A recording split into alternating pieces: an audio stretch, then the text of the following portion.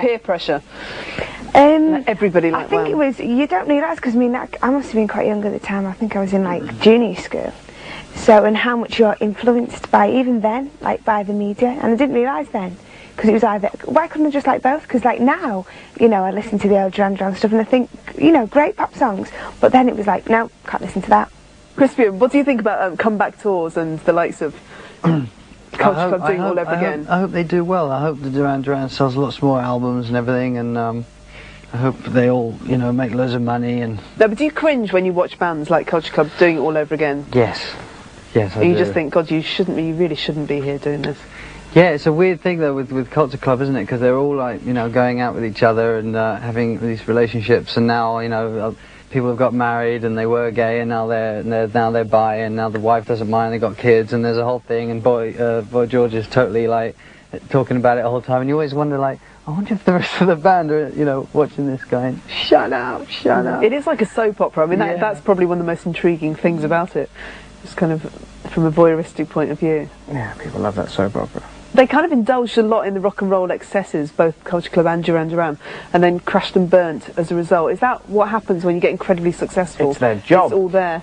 It's their they're pop job. stars, they should. You've got to, and you've got to crash and burn. It's important to explode at some point. With the Spice Girls, because there is such a pressure on you to be holier than thou and kind of not swear on stage particularly, and to live this good life.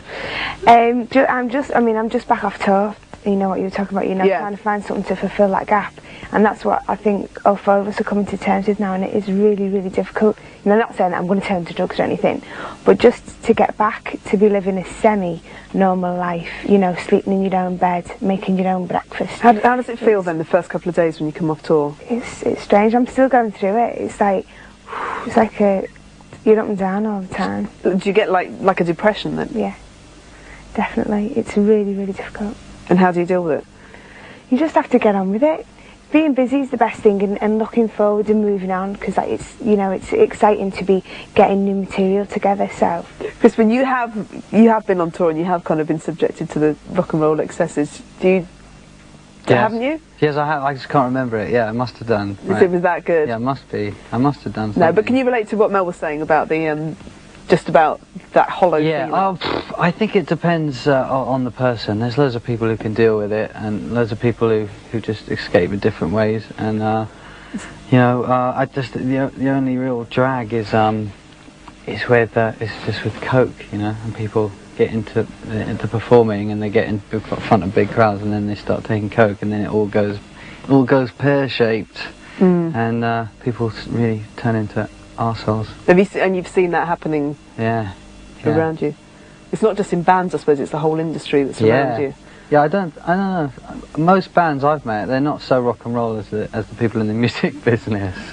Do you think so? Yeah. That's true, actually. Yeah. And when you meet, like, you know, some like big old rockers and stuff like that, and they're all like reformed and everything, and then you've still got like old people around, you know, doing it all, but the bands are all like clean living vegetarians, you know, out jogging at 6 o'clock every morning. It's quite bizarre, actually, isn't it? Fair enough, I shall probe no further. Now, they've called Uncle Science Fiction the Apocalypse Now of albums, dark melancholy epic featuring virtuoso performances from Richard Ashcroft, Beastie Boy, Mike D, and Badly Drawn Boy, amongst others. It took 3 years to make. The first single, Rabbit in Your Headlights, features Tom York on vocals. Was it worth the wait? Decide for yourself.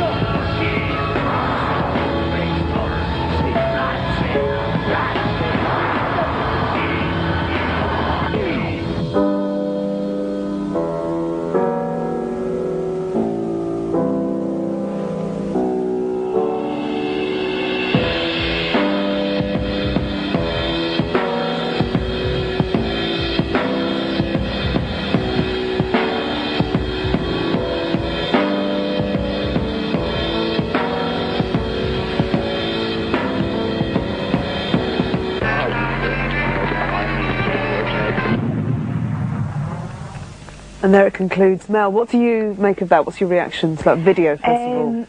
Initially, I think the video takes everything away from the song, because like when I watched it, I hadn't even listened to the song.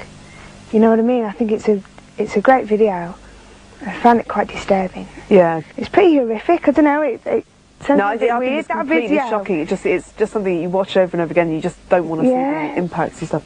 Eddie, what did you make of it? Yeah, I listened to it and I thought, oh, he's sounding very Tom Yorke-y, yeah, you know. I was like, you're doing Tom Yorke there, and it is Tom Yorke, so that's why. Yeah, with this sort of Portishead thing, and very, very beguiling. The video, though? I mean, you were analysing it as you were watching that. Yeah, well, the video is fantastic. I was watching for when they swapped the guy getting hit with a bloke called Steve, who's used to that and can take it.